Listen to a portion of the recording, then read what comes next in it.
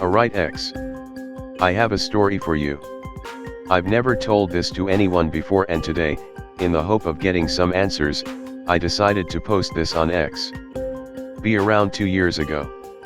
Be me, your everyday German fag. Had a group of friends from childhood. Let's call them Rich Fag, a really rich kid whose dad got into the steel business and made it big. Black Fag, a white kid who really wanted to be black, but was still fun to hang out with, and Nerd Fag. The title is self-explanatory.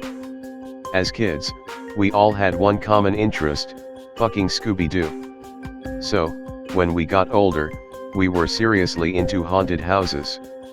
Since we lived in Germany, Berlin at that, we had plenty of abandoned World War II places, battlefield sites, and a shitload of haunted legends. We all practically grew up getting the shit scared out of us. So after we graduated from high school, Rich Fag invites us on a trip around Europe. None of us are as rich as him, so he practically finances the whole trip. To be honest, none of us wanted to take a handout, but we were all as close as family, so we said thanks and went with it.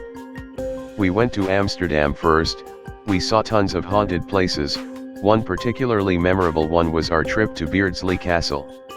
The place was a fucking joke. Remember, we grew up sneaking into abandoned World War II bases, so nothing practically scared us. After a bunch of visits to different cities, we decided to go to Prague. Czechoslovakia is pretty famous for its hauntings, but to be honest, we didn't really see anything special. In the end, Black Fag, who spoke Slovak, told us about this really haunted place, Kekke Castle. Since we had nothing to do till we were set to go to Kiev, we decided why not. The place, for those of you who don't know, is surrounded by a huge ass forest, so Nerd Fag suggested that we camp out there. We were all really into the prospect, so Rich Fag got us some camping supplies and we were on our way. But, it turned out that the castle was apparently blocked off by the government. Being the idiots we were, we decided to sneak in at night. After sneaking in, we thought of immediately going to the castle, but we decided to march on deeper into the forest to make sure any patrols didn't catch the smoke from the campfire. I remember that after an hour or two, we came across a big ass gate. Literally one of those fancy old ones that we just lying in the middle of the forest. It looked old, and it definitely wasn't iron because it would have rusted. We took a bunch of pictures and decided to move on. Now here is where it starts to get weird. As we kept moving on, we kept hearing noises. At first it was the wind rattling the bushes and the sound of the leaves. We had been doing this nearly our entire lives, so this didn't even scare us. Then, the wind starts blowing really bad, and Nerd Fag suggests that we ought to set up camp. We all listen and do our best to set up camp while the wind is fucking everything over. Then, all of a sudden, it suddenly stops. Literally, all noise just stops. Still not freaked out but noticeably alert. Rich Fag pulls out his gun, don't know how he has one, and Nerd Fag pulls out a book and some salt. Yeah, we had these contingency plans just in case. Black Fag, easily the most fearless of us, decides that we need to take advantage of the wind and set up camp. Forget everything and we all help him. Eventually have everything set up and we all decide to retire for the night. I had some shit-tier nightmares that night. I can't remember what they were, but holy shit, I woke up covered in sweat. Wake up, get dressed and get outside. Everyone, excluding Black Fag, looks like shit. Rich Fag pulls out his GPS and tries to find the castle. The worst possible thing happens. GPS not working. We all panic and reach for our cell phones. Dead. That's not fucking possible, we charged them before coming up here. We're all pretty alarmed. We're not scared of too spooky for me ghosts, but survival in the wild. All decide to pack up and try and retrace our steps. While doing this, we end up more lost than when we started. Panic is beginning to set in, when we hear something loud behind us. All of us are on edge, so Rich Fag whips around holding his gun and shouts, "Come on out." At his command, a guy comes out of the forest, surprising us all. He's holding his hands up but he looks majorly annoyed. He looks at us all pretty angrily and asks us, "What are you people doing here?" The way he said, "you people" was pretty weird thinking back on it. Also, to describe him, he looked weird. He looked around 6 feet 1 inch, had wild skin and was wearing the weirdest clothes ever. He was wearing a bloody cloak. The weirdest thing was that he had a perfect face. Like, the kind you see in magazines, literally perfect. Not a single acne mark or flaw. He didn't even look human. The guy looked pretty mad. Black Fag, who by the way was not just a wannabe black guy in appearance, took offense to this. Now, a little backstory here. Black Fag was a wannabe alpha. He got beat up a lot because he didn't know when to shut up. So, he started learning some martial arts or something, can't remember, and he eventually became the toughest motherfucker around. This made his attitude worse because now he could back up his threats. Black Fag goes up the guy and is nose to nose with him and calls him a bitch and asks him what the hell he's doing here. Cloaked Fag looks annoyed now. Just before a fight can start, Rich Fag puts on his ass-kissing face and gets between them. He settles the situation and asks him who he is. The guy doesn't respond but looks much less annoyed. He tells us that we really should leave. We're a bit relieved and ask him how to get out of here. At this he nearly jumps back. "You mean, you don't know how to get back?" We all tell him that we're lost. He looks completely paranoid now. We all ask him what's wrong with him. The guy's face shifts back to what it was before and he tells us that we should do our best to find our way out. We're all confused as fuck and Black Fag, who seems more pissy than usual, tells us that he doesn't like the guy. When we ask him why, he just says, "Yeah no man, just something wrong with him."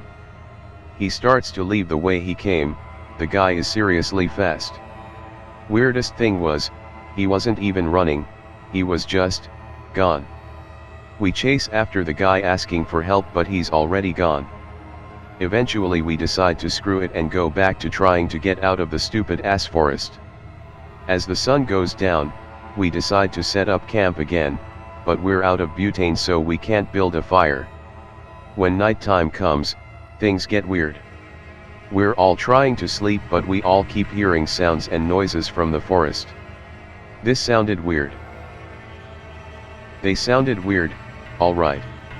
Like the sounds of a fight or something. Lots of grunting and shouting.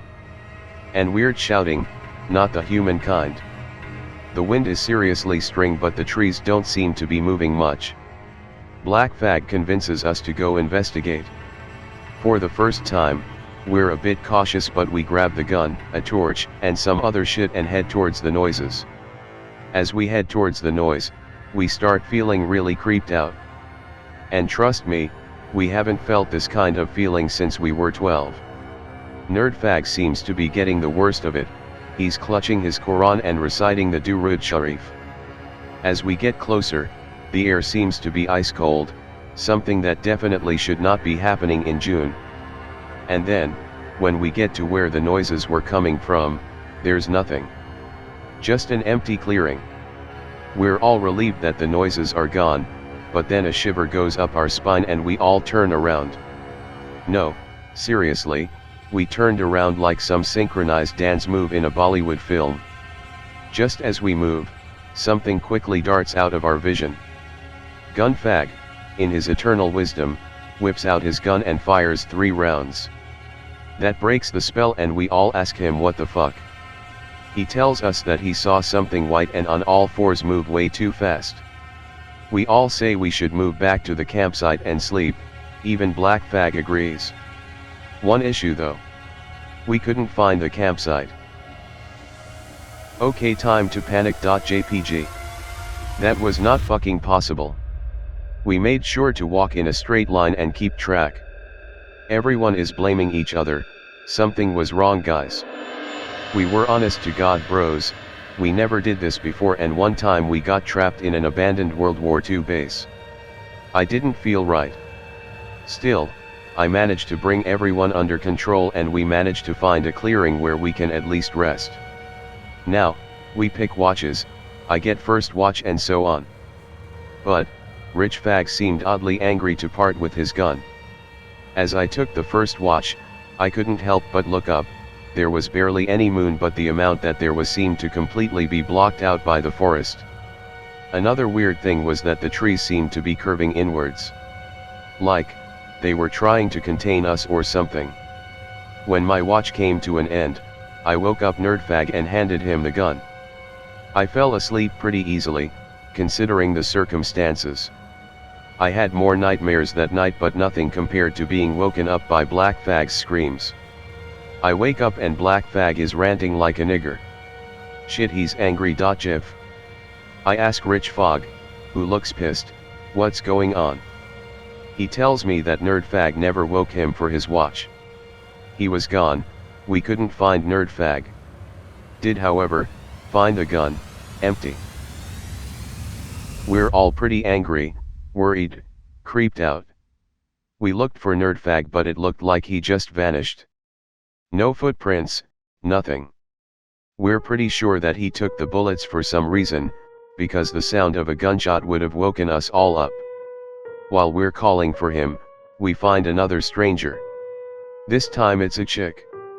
And I'll be damned if it isn't the hottest girl we've ever seen. Literally flawless face, and is wearing a cloak very similar to the one we saw on that guy earlier. She seems to be pretty pissed at us for being here in general. When we explain that we're lost, her face becomes white. She doesn't reply after that and asks us, and I shit you not, has one of you gone missing? We're all alarmed by that. Black Fag, Nerdfag's best friend, is about to kick her ass. He starts screaming at her and asks her what she knows about Nerdfag. We try to calm him down but he rushes at her, intent on kicking her ass. Then the weirdest thing happens. The girl doesn't even react but catches Black Fag's punch and kicks him straight in the nuts so hard we hear something snap. That should not have been possible. Black Fag was buff and fast as fuck, no person should have been able to catch his punch. It's at that moment, I think that we're not dealing with a person after all. She looks a bit pissed but just walks off while we tend to Black Fag. Rich Fag chases after her but comes back without a clue to where she went. Then, while we're still looking for Nerdfag, we find our old camp. And guess who's just sitting opposite the remains of the fire? Fucking Nerdfag. When he stood up so we can see him, he has this weird full face smile on his face. Like a Cheshire grin or something. First thing we feel is relief that he's fine, the second is anger. We're all pissed at him for walking off but he apologized profusely, saying he had to use the facilities, we're pretty sure he meant toilet, and found the camp. When we ask him about the ammo in the gun, he's surprised and for the first time, that creepy smile drops. He tells us he doesn't know what we are talking about and we agree, after a heated conversation, to drop it. We start making plans on how to get out when Nerdfag starts giggling. It starts as a chuckle but then becomes a full-blown laugh. We're all a bit creeped out and Black Fag, fearless motherfucker he is, asks Nerdfag what's wrong with him. He just says that he was in remembrance. We're a bit confused but Nerdfag has always been a bit weird. We don't want to leave the camp, so when night falls, we just stay here. Later that night, Rich Fag and Black Fag wake me. They're saying that something's wrong with Nerdfag and we need to go out and check what's going on. I suspected it too, so after a conversation on what to do we decide to go outside and look around the camp area, but we'll keep track this time to avoid getting lost. We all head out, and make sure not to disturb Nerdfag in his tent. We head out, the air gets chilly again and it's literally freezing cold, like, we could see our breath cold. Then, it hits us. It's a smell. A smell that Black Fag tells us he recognizes as the son of a butcher. The smell of dead meat. We follow Black Fag and his super sniffer nose. What we find nearly kills us. It's Nerdfag, although the body looks like it was torn apart. What's even worse is that his body is infested with maggots. It looks like it's been dead for ages. His copy of the Quran is, however, placed upon a tree stump that is next to him. We did what anyone would do. We all puked. After some sobbing and shouts of Jesus, we run from the scene and get to a clearing. We're all hysterical. Then Rich Fag looks nearly apocalyptical. We ask him what's wrong, apart from the obvious. He then says, if that was Nerd Fag, then who's back at camp? Oh shit. We all freaked the fuck out. Nerd Fag was our primary spirit expert and shit. He's not around anymore. As we begging to shout at each other, Black Fag, in the middle of one of his rants, just stops. Just as we're about to ask him what's wrong, he points directly ahead. It's Nerd Fag. Or rather, what looks like Nerd Fag. It's not smiling anymore. Rich Fog pulls out his empty gun and points it. The thing then puts on this completely inhuman smile, like ear to ear, face-ripping smile, and begins to make grunting noises. I didn't recognize them then, but those were the same noises we heard when we first left our camp. We're all shaking, and then, when Black Fag shouts run, we don't hesitate. As we run, we make sure to stick together. I could honestly feel the thing behind us.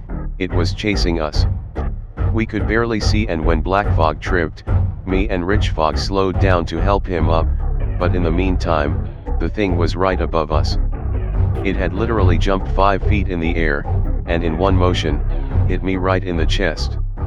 I later found out that that one blow nearly crushed my rib cage, broke 4 ribs and nearly killed me. I don't know how far I was flung, but I blacked out after that. In the end, I woke up, battered and bruised in the arms of that guy we met. The only thing I remember before passing out again, was the guy whispering words and chanting, while all I remember was his face and a bright light. I woke up in the hospital in Prague. The officers had found my body, on the verge of death on the edge of the forest. No one else was found. We went in the forest on July 5th. They found me on September 18th. We only spent 3 days in the forest.